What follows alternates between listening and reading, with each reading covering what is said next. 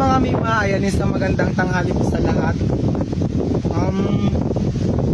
Katatapos ko lang mag-live, pauwi na sana ako.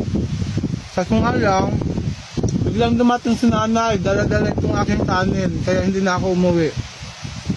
Tapos yun, ang malala mga mima, wala pala akong ulam. Pinalot niya lang sa dam ng saging, tapos dito may asin ako. Asin yung ulam ko ngayon.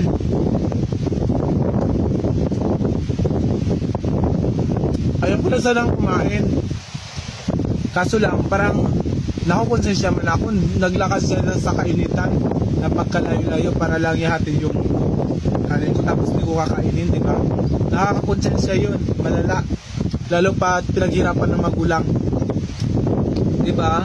Yung nag-sacrifice siya para sa akin, tapos babaliwalain lang. Napakasakit yun sa damdamin ng isang magulang.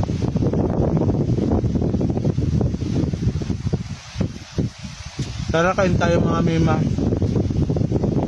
Kahit walang ulam, masarap pa din. Kasi ano to, gawa ng aking nanay.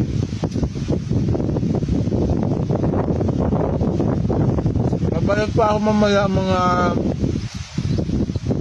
mamaya, magpahinga lang ako pagkatapos kumain. Magla-live ako ulit sa aking TikTok. Abangan nyo ako dun sa mga kaibigan ko dito sa Facebook ha.